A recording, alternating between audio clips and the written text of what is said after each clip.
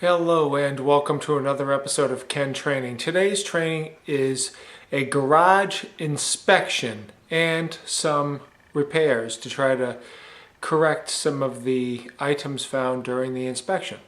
Okay, so when you're performing a garage inspection, certain things that you want to look for in the garage. So we're in my garage right now, and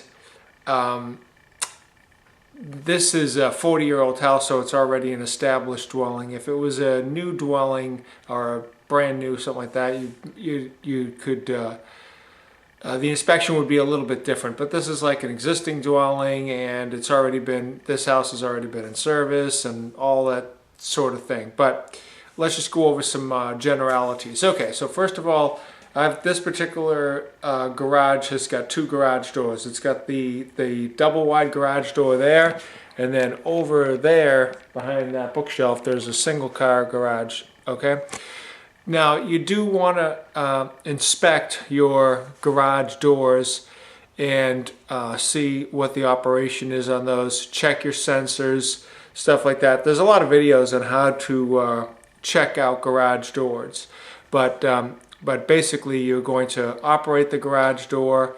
You're going to make sure that the trip sensor is functioning properly.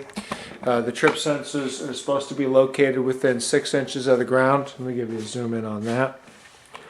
And the reason why is because what you're trying to do is you're trying to see if there's a crawling baby there. You want to capture that.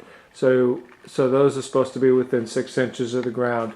You want to operate the doors. You want to see how well they're functioning. I'll go ahead and hit the button over here. Now this particular one is like the ultra quiet model. I got the silent max here. And you can see how quiet everything is on this one. I mean, it's virtually no sound at all. When I first did the install, for some oddball reason, this particular bar was buckling on me, and I had to put a brace up there to keep this bar straight because the door just was not functioning properly at all. But when you're doing your garage, you'll see me here starting to close it. I'll just break this beam with my foot. Door comes up. Next thing I can do is I can go ahead and hit the garage door again. This time what I'm going to do is I'm just going to put a little pressure here. Oh, my bad, I hit the beam by accident. Alright, I got to do it without hitting the beam. Try it again. This time I won't step into the beam. I'm just going to put a little pressure here if I can.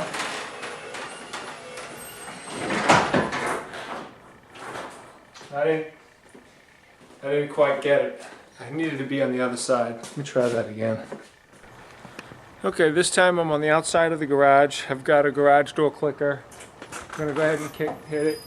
Now this time I'm just going to use my hands, put a little pressure here, just to see how much, to make sure that it reverses action. So that's one way to test that function. A better test would be to take a roll of paper towels, put it right in the track, simulating a little baby crawling along the floor that you missed, and see if the door reverses. Let me grab a roll of paper towels. Alright, got me a brand new roll of Kirkland paper towels. I'm going to put those in the bottom of the track here, right as if a baby was crawling right there. I'm going to go ahead and hit my button on the door, and then let's just go ahead and see what happens. Hit the button here. That's this one. Okay, the door is closing. And make sure that I got that. Hopefully I got that in there good enough. Oh, I didn't do it right. Oh, okay. So what happened was the door opened because of the sensor picked it up, which is good, but it wasn't what I was going for. Let me try that. Sorry about that. Let's try that one more time. Door's closing. I'm trying to check the reverse action of the door using this, simulating a little baby. Oh, come on.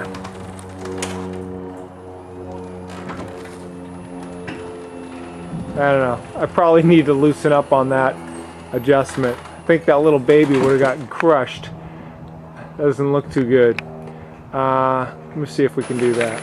Well, I looked all around this Genie Silent Max and I cannot see anything to tell me how to adjust it, so I'm going to leave that for another time. Okay, so let's continue on with our garage inspection. So, as I said, garage doors, you know, get those, make sure that they're totally good. On your exterior door, make sure that the door works properly and that it's not binding or anything like that. It just operates as a door. It should be a solid core door, and that it operates and locks and all of that sort of thing. Let's go to the interior door. Okay, on the interior door, the door should be a solid core door. If it has any writing on it, possibly there'll be a plate here. If there was a fire rating, you could see that. It's supposed to self-close. This one does have a self-closing mechanism, but the thing that some inspectors won't like is that I have a magnet door stop here, so it holds open. The reason why they want it to be self-closing is because it's in a garage, and what you can have is you can have exhaust gases that they don't want coming into the house. So although I do have a self-closing mechanism, I also have a hold open feature for the purposes of bringing in groceries, which I want to make my life as convenient as possible, as most people do.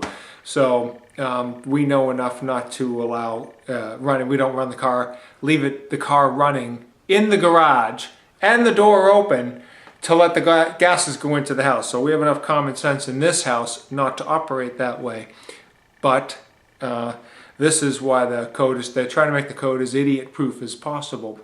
That's why they say must be self-closing door, must be solid core, because the garage is a potential place for fires. I got my lawnmower stored here. I got gasoline stored here. There's a car that has gasoline in the fuel tank here. There's all these ignitable potential flame sources that can ignite a fire that they're trying to keep the occupants inside the dwelling safe. That's why they created these rules. Alright, so solid core, seals. Now this particular door should have a seal. Let me show what I'm talking about. Alright, so as I open the door, you see right here, this is a door seal. They want this door to be a tight sealing door. So you must have a door seal here and at the bottom as well, all the way around. So that makes a nice, tight, almost airproof seal. Ideally, it would be airproof seal, so that way it doesn't transfer there. Solid core, give you the best chance of life. Now, let's talk about the drywall. The drywall from the garage into the dwelling where the people are occupying the space, the habitable rooms, is supposed to be type X fire-rated drywall. This house is 40 years old. I have no idea what the code was way back when. But that, and this is only from the garage to the habitable rooms. Now, this wall over here is an exterior wall. If we open up this door, it goes right to the outside, so it's very obvious that this particular wall is not going to a habitable room next door. This wall does not require drywall, and if it does have drywall, it does not have to be type X fire rated drywall. But the ceiling right above us here, alright, on this particular garage, you've got there's a drop down, so you have attic storage here. But then you can just make out that wall that's right there, okay? So the wall is about, let's just say here. This drywall from here over above us is a habitable room. This drywall is supposed to be type X fire rated. All the joints are supposed to be taped and mudded over. So here it is taped and mudded over. It's just got a little bit of, I guess it wasn't the taping job, wasn't the greatest taping job. There's a little bit of wear there. There's a slight penetration right there. There is a break right here where I had to run some cables. This here is supposed to be taped and mudded over, all the seams and everything. So that's on my to-do list. I do need to take care of that. That's a task I need to take care of. While I'm doing that, I'll take care of that blemish that's right there. I don't know what that is all about. And I'll also continue inspecting the rest of the ceiling here to see if there's any breaks. I think I saw a break over here. Yes. But this particular area is over the storage area. So I will fix that as long as I got mud out, but technically this is not a requirement because it's not directly beneath a habitable room. There's a storage area above this section of the garage. But these are the things you're looking for in an inspection.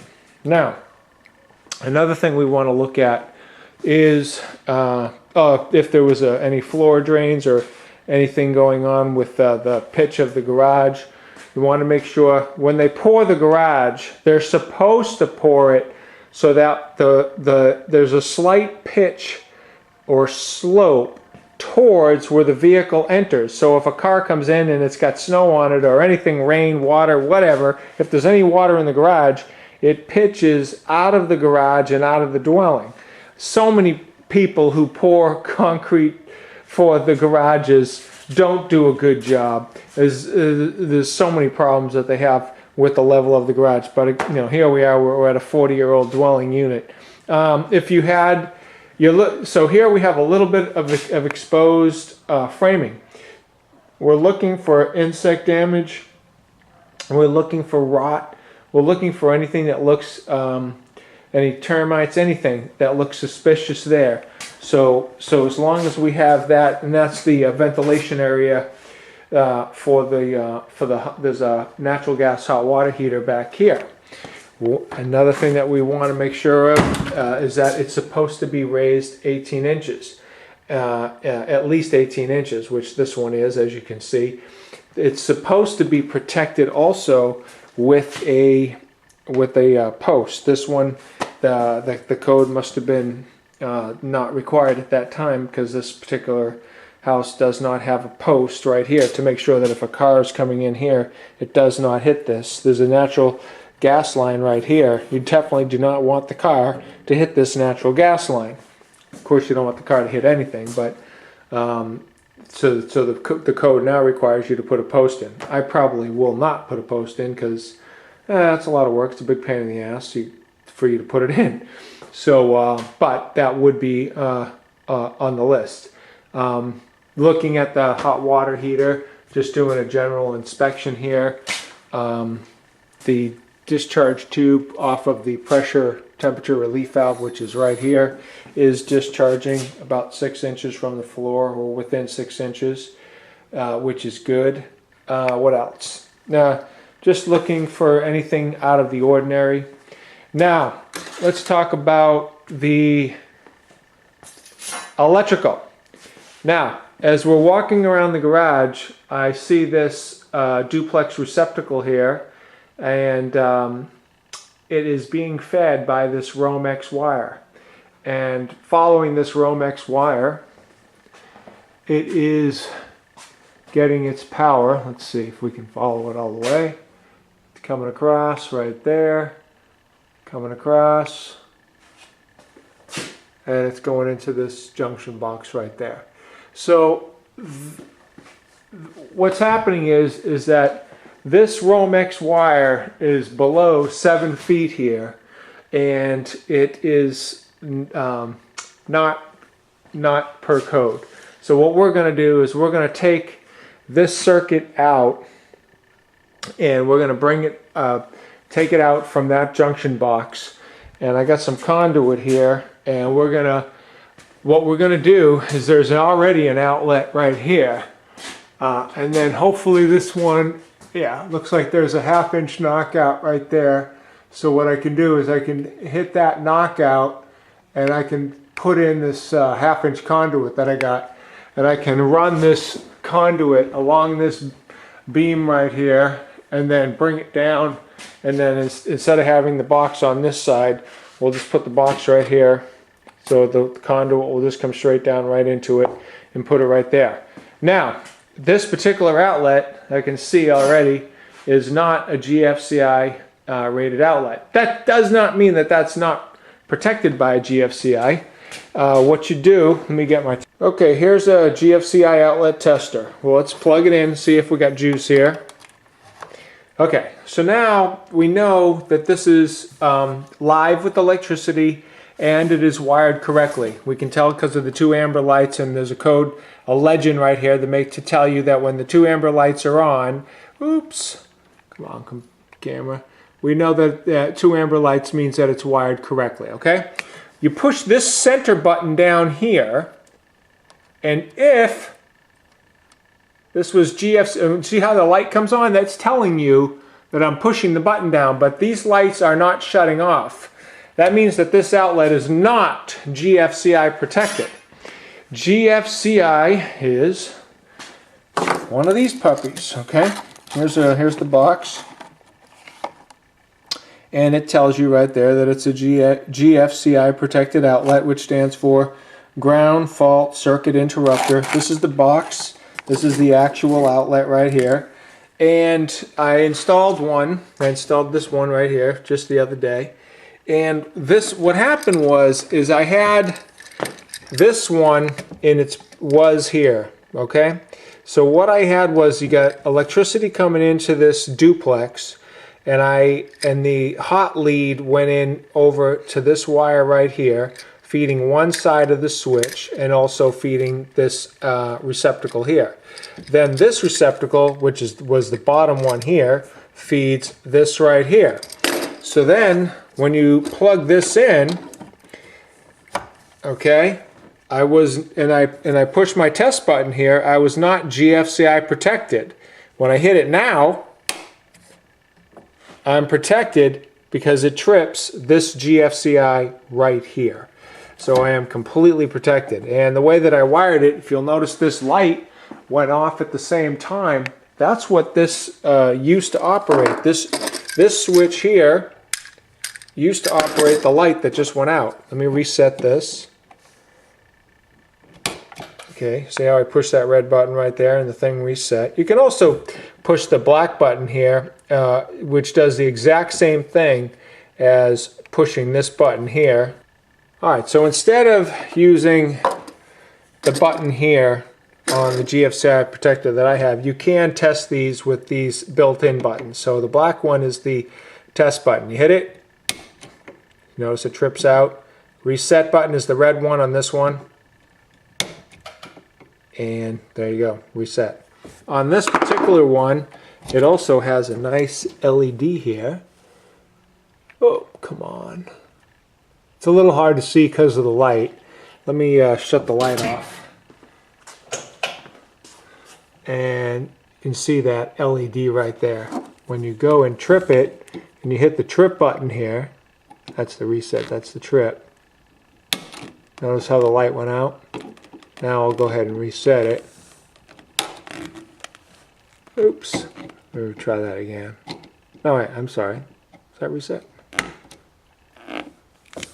Yeah, I think that is reset. That's because I shut the light off. This is messing me up. Okay, so we're reset there, and that's how that whole thing works. And that is why you do it that way. All right. So you're supposed to have in your garage, every outlet is supposed to be GFCI protected. So I went through all my outlets located in my garage and I changed them out, except for that one and this one up here, which feeds this garage door. And I already know that the power is coming from circuit 9. I've troubleshooted this one before. So now what I'm going to do is I'm going to change this outlet to a GFCI, which is this outlet right here that I purchased. This one is going to be installed right there. And when I put my conduit in here and bring that down, what I'm going to do is when you look at the GFCI, the reason why you want a GFCI is because a GFCI is going to save your life. If there's a problem with the electrical circuit that you're plugged into, the GFCI is going to trip before the electrical circuit that has some type of a problem electrocutes you and dies. Here's the example. You are in a bathtub with water and you are using a blow dryer on your hair and you slip and the blow dryer falls out of your hands and it falls into the water where you are. If you were plugged into a non-GFCI rated outlet, you would die because the blow dryer would electrocute the water which you're in, and then you would become electrocuted.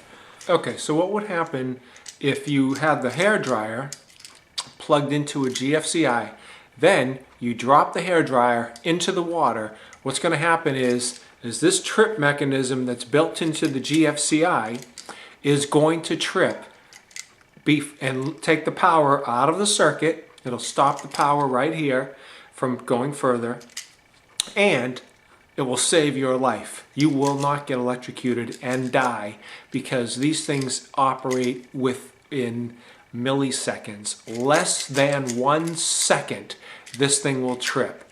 It is extremely sensitive, and it's a wonderful safety device, and that is why it is required per code for GFCIs to be located in all wet areas. The bathrooms, the kitchens, the exterior of the home, and the garage. These are all considered wet areas. So that's why you want to make sure that you have these, and that's how you test them with those GFCI protectors. That GFCI tester I showed you. And that is why you want to test all of your outlets that are located in your garage, and also all your other wet areas if you're going to go ahead and do an inspection and you're not sure, with one of these GFCI testers, which tells you a few things. If it's wired correctly, and when you trip it, to make sure that it trips out and and you're protected and you're safe. If not, just change them out. And that's what I'm going to do right now. But basically, that's pretty much the items that you want to look at when you're going through a garage inspection. I guess one other thing that I should mention is that my particular hot water heater is the older natural gas style hot water heater. If you have one of those newer hot water heaters, which I believe it's the acronym is FLIR, something like that, or flame something with to do with the flame. It's all enclosed inside of a special fire containment. So this way, if there was any type of a breach with the fire, it would not come outside of the hot water heater. Those can actually be located on the ground level, but that's a special type of a hot water heater.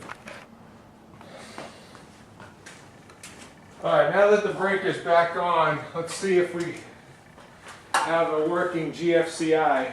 Now when you first get them, they come dead, so if we just plug this in, it should not be on. I have to hit the reset button. So I'm hitting this for the first time. Let me see if everything... Okay. I got 2 lights. Trips out just fine. So this section here is working good. I got this reset. Now power should be transferred down the load line, down over to here. Got 2 amber lights, good to go here. Push this, trips out up here, which is what it's supposed to do. So go ahead and reset this. Good to go. So basically that's that for the I just have to put the cover plates back on. So all I got to do now is I just got to put the cover plates back on these two outlets, clean up the garage, and I'll be done with this project. So basically, that's how you do that. So that's started off with a garage inspection video. I only did, when I was doing the garage doors, I only did just the large one as an example, but same thing should be done to the other garage door as well. But pretty much that's it in a general sense. Oh, one other thing, when it comes to the garage, I didn't mention this earlier, but you should have a step up when it comes to this right where the entryway comes into. You should have a step up right there, and that is a little bit safer. So you can see that there's a transition right there. It's a little bit safer to have that than it is to just come in the other without that, because of the exhaust gases. So it's better to have a little bit of a step. Or it's worse if the garage space is at a higher elevation than the living space, and you actually have to step down into the living space, because the gases that collect in the garage are heavier than air, so they'll seek a low spot. So having to go up into the living space is safer than having to either go at the same level or down.